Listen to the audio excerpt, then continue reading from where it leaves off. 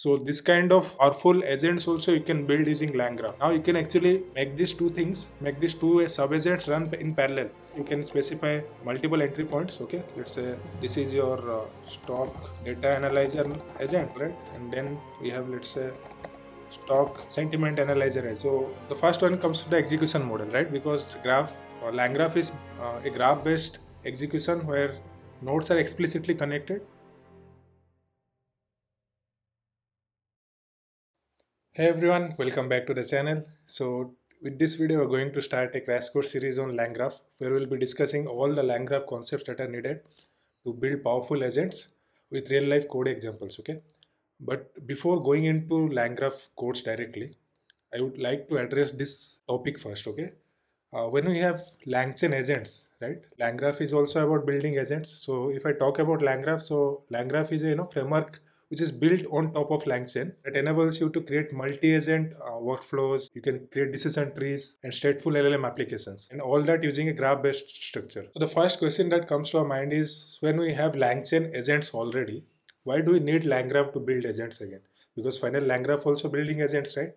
So there are some basic and crucial difference actually between both these two. Let me just explain you how LangChain agents and LangGraph differ from each other. Okay. Now, if I just tell you one thing, let's first talk about LangChain agents. Okay. So how LangChain agents work is, let's say this is your LLM, then and this is my, let's say, LangChain agent. And just let me just reduce the size. How LangChain agents work is, it will have a LLM. Okay, this is nothing mind. This is LLM. All right, and then it will have some set of tools with it. Okay, let's say the tools can be math tool which performs some mathematical operation, right? Then it can be some get time tool, right? And it can be something like web search tool, right? So this is the basic building block of a LangChain agent. Now when you pass an input to a LangChain agent, let's say some input, user input is being passed, user asks a query to the LangChain agent.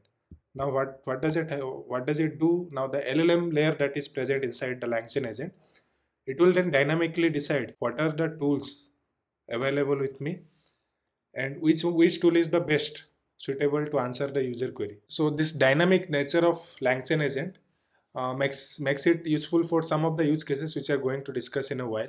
But that's about it, right? I mean, it's completely dynamic. So as soon as you ask some question to it, it is going to scan among the present tools with it. Then it will pick up a particular tool to answer your user question. Okay. Now, if I just show you some code sample of it, this is what the LangChain agent looks like. We'll have something like, let's say we have this LLM layer, which I already showed you here, right? Then we have some set of tools. Let's say we have a web search tool, okay?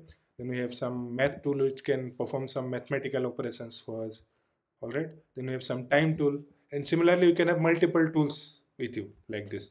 Then when you initialize the agent, what do? We pass the set of tools to it, all right? Then the LLM, and when you ask some questions, let's say I am asking this question, like what is the population of India in 2024? What is 432 into 65? Also tell me the current time.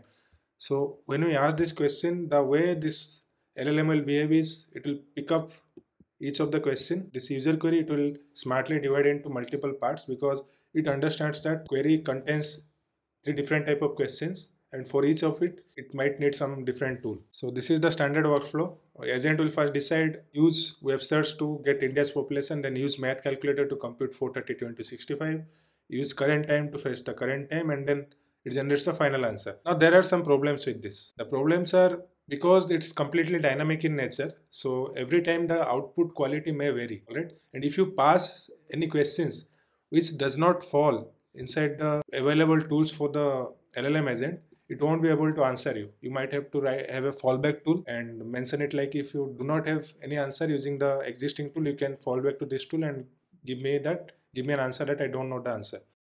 Now let's just discuss about what is a LangGraph agent, right? How do we create agents using LangGraph? Now, as the words contains itself graph, so it's a graph-based structure, right? For example, in LangGraph, we'll have nodes like this. So let's say this is your start node. Then we'll have nodes like this. Let's say this is the task 1 that you want to perform. Then task 1 has a dependency, and then you can perform multiple tasks. Okay, let's say this is task 2 you want to perform. Then there could be another task 1.1, which you can perform parallelly. So then you can maybe combine the output of each of the tasks to this, and then have a finally a end node, right? Or a output node, or a final node like this. Let's say this is your end node. Now if you see here we are basically defining the entire workflow in a directed acyclic graph, DAG manner, right? So the entire workflow is well defined. If I have the user query for this LangGraph, I'll first perform task 1, then task 1.1, then combine the output of each of these to merge in task 2, then finally give the output. Now, where do we use this kind of things? All right. Now, if I just show you one use case, let's say you want to build something like financial report analyzer. When you want to analyze a stock, there are some certain well-defined steps that you usually follow, right? First, what you do, you'll go to the website, maybe some Yahoo Finance or something like that, and you'll fetch the stock data. Let's say here we are getting the I don't remember the API endpoint, but let's say this is the right. This is the API endpoint data. First, what I'll do, I'll fetch the stock data. After fetching the stock data, then I will analyze the trend, right? Like what are the trends, so and analyze the P&L, maybe profit and loss statement, and I'll analyze the trend graphs like of the PE chart, PE ratio chart, then the stock, how the stock price has moved and how it has acted in the past. Then once you analyze these two things, then you can combine the output and pass it to a summarize report node. Then the summarizer will summarize the output generated by the above two tasks and then give you the final output. So if you see here, the workflow is well defined. You don't need any dynamic thing here. And the workflow has to be performed in a sequential manner, because without fetching the stock data you cannot analyze, right? And without analyzing you cannot summarize. So for this kind of use cases, so first I will fetch stock data, right? As soon as I fetch stock data, I'll pass it to a analyzer node, right? Analyze trend. And the cool part is I may want to analyze two things parallelly, and I'll analyze the trend as well, and I'll analyze the P&L, profit and loss statement of the stock, right, in a parallel manner. Then I can have a summarizer tool. So this is my summarizer tool, all right. And finally this gives me the output, right? So if you see, these are the nodes that I have in my graph, and this is where I can define the edges. Okay, I'll show you the code. You can actually define the nodes like this and the edges like this, then get the final output, right? Or this is what a stock analyzer agent looks like, all right. So if you see, we have some nodes. This is the fetch stock, everything is a function like this, right? And then when you are defining the workflow, you are basically defining a state graph. I will come to this state in a while, okay. Then you are actually basically adding the nodes as we added, right? We add the nodes, fetch node, fetch data, analyze, summarize, like this, fetch data, analyze, summarize, and then you define the edges, right? From fetch data to analyze, there will be a node. Then analyze to summarizer, there will be another node. In our case, we have one extra node. Let's say analyze trend, analyze P&L, right?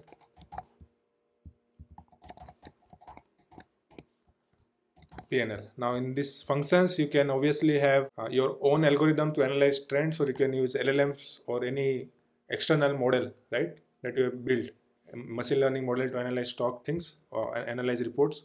So that's up to you. So it gives you a whole control on the workflow that you are designing, right?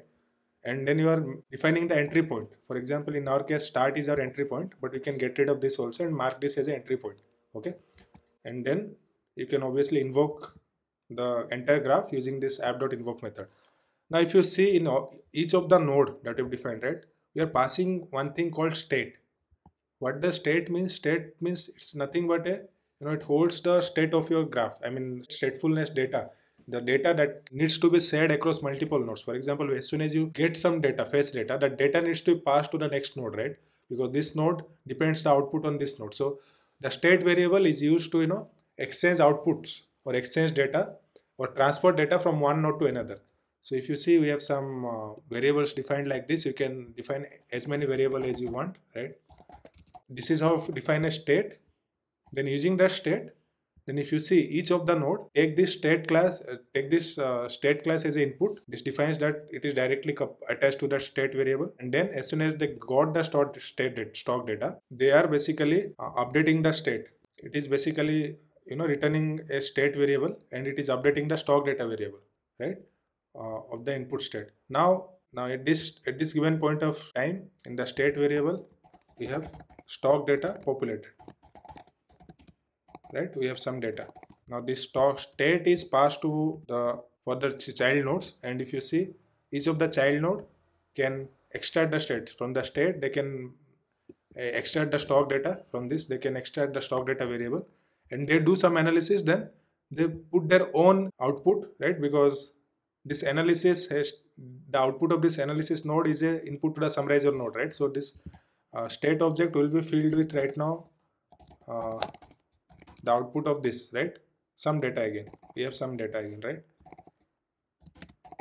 So that's how we pass state. I'm going to create a LangGraph agent live coding in the next video, but this is just an overview I'm giving you, okay? Without directly jumping to the code. So now you understood how to use the LangGraph as agents, right? But that is not about LangGraph agents.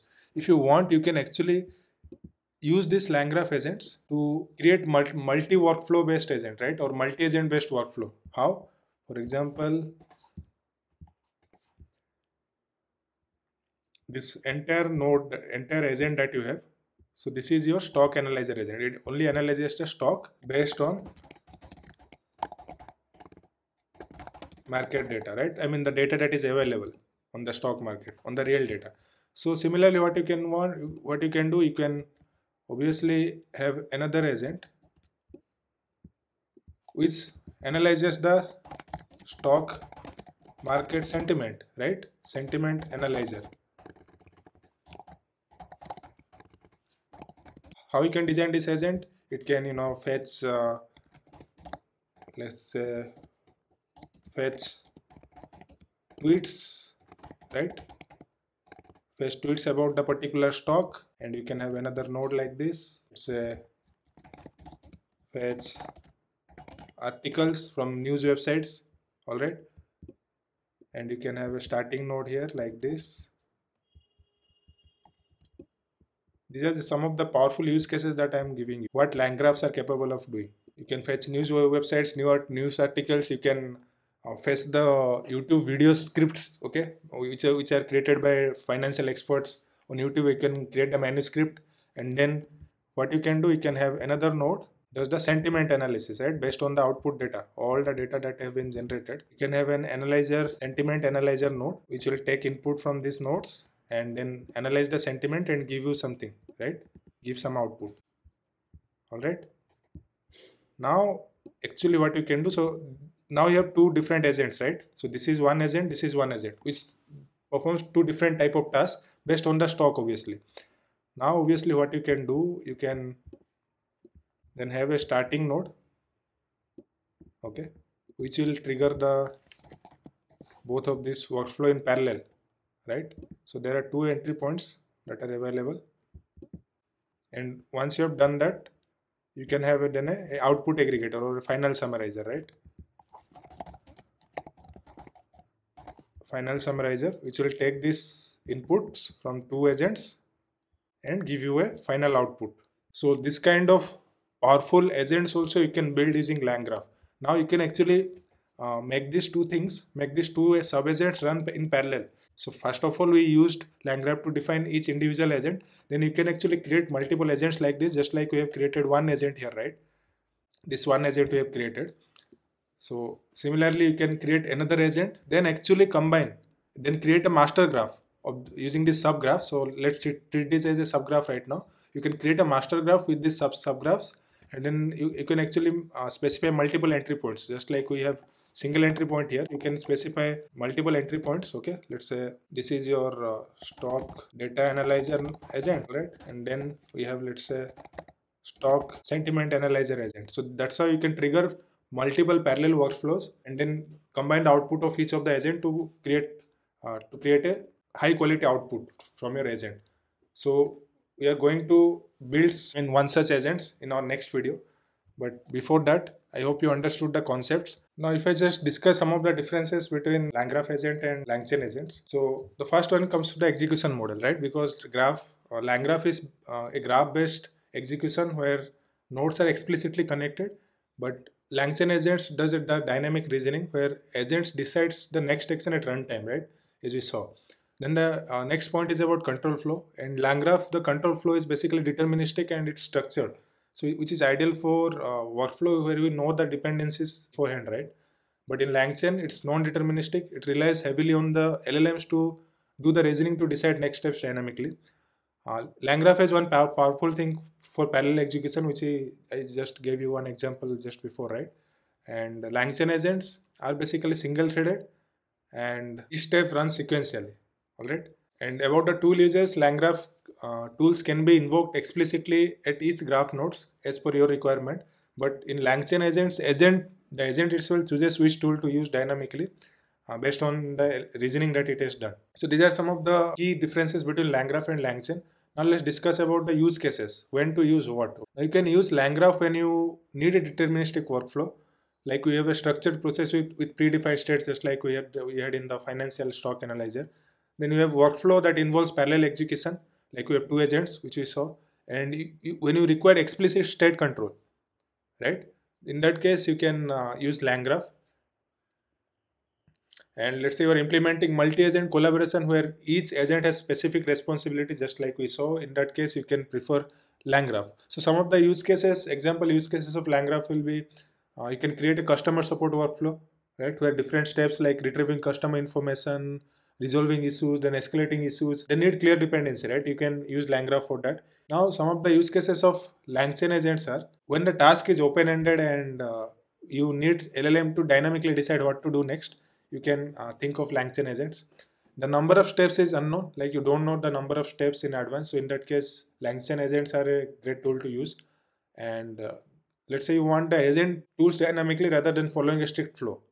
In that case, you can use LangChain agents, all right? For example, you want to prepare some research assistance or autonomous code generation agent. So in those cases, LangChain agents are a great tool to use for you, all right? So some of the use cases of LangChain agents will be a Q&A bot. You can design that decides whether to search the web or use embeddings or call an API dynamically to answer a user query. You can create coding assistant that breaks down the task dynamically and calls relevant tools, right? So these are some of the dynamic use cases where you can use LangChain agents, all right? That was about the difference between the LangChain agents and LangGraph agents. So I hope you understood the basic difference and different type of use cases of each of these two type of agents. So this was our first video on LangChain agent. So in our next video, we'll be actually creating a agent using LangGraph, and there will be actually getting started with the practical implementation of LangGraph agents. Okay.